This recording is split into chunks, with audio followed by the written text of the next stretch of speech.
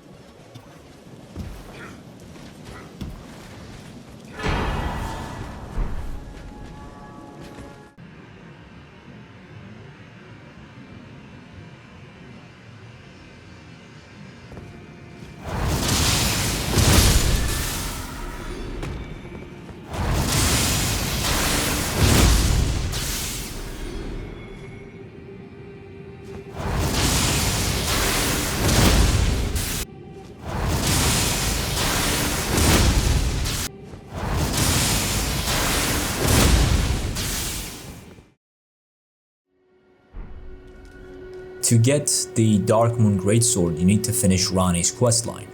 Unfortunately, there isn't really any easy or short way of explaining the entire quest. However, I do have a video on the entirety of that questline. If you want to learn more about that, I will leave the link to that video in the description. But when you finish the questline in this cathedral, you will talk to Ranni one last time, and that is how you will acquire the Dark Moon Greatsword.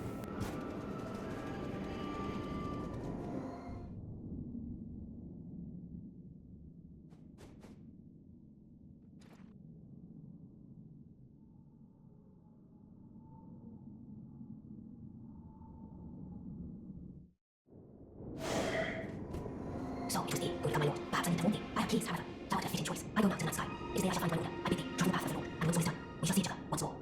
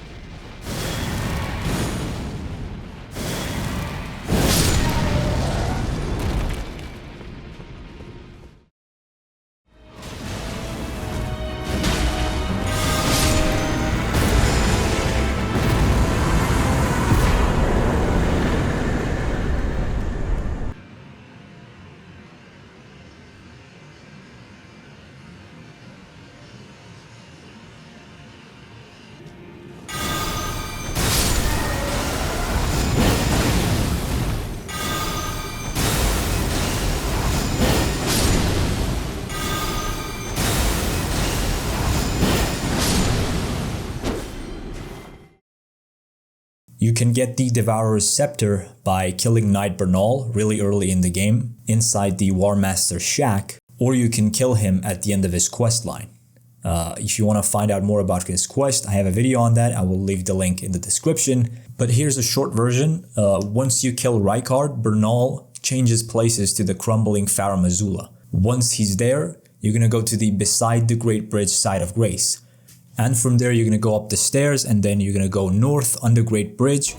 And once you continue from there, there will be this ladder you go down, and there's going to be another bridge. And there, Knight Bernal is going to invade you. Once you kill him, you're going to get the Devourer's Scepter.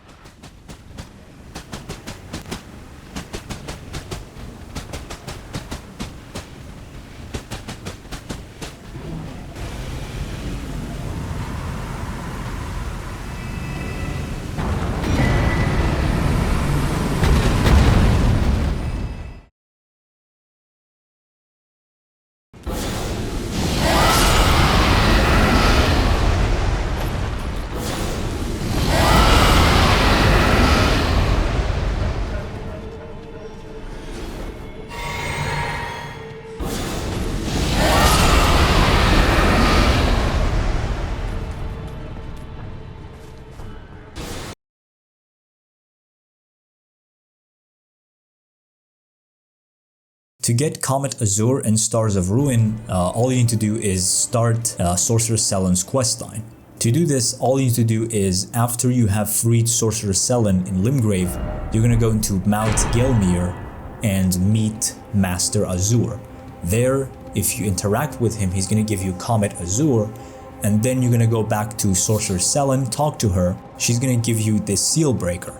You're gonna take that seal breaker, go to the Celia Hideaway Cave, and there at the bottom of the cave, you will find Master Lusat. And Master Lusat will give you the Stars of Ruin spell. Of course, if you want to find out more about Sorcerer Selen's questline, I have a video on that. I'll leave the link to that video in the description.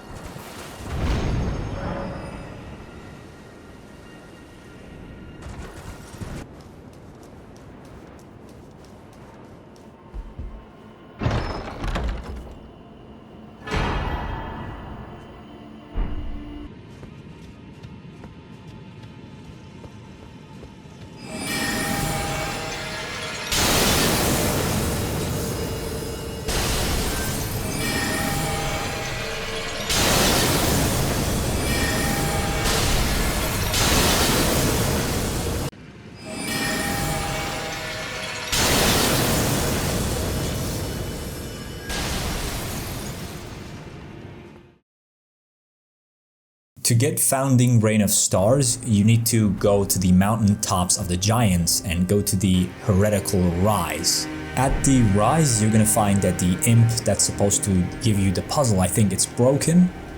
So to go to the Heretical Rise, all you need to do is go to the other side of the river. There is this broken bridge, and on that bridge there is this invisible path that you can use to get to the Rise. Now there you can use what I do, and that is use rainbow stones. You're just gonna throw them in front of you and they're gonna show you the path, or you can use these. It's very hard to see, but there's this kind of snow effect on the path. You can also use that. If you're playing online, there's always a ton of messages and bloodstains on the invisible path. You can also use those, but that's the thing that you gotta do. You just gotta follow the invisible path up. You're gonna go up the rise, the tower, and there you'll find the Founding Reign of Stars spell.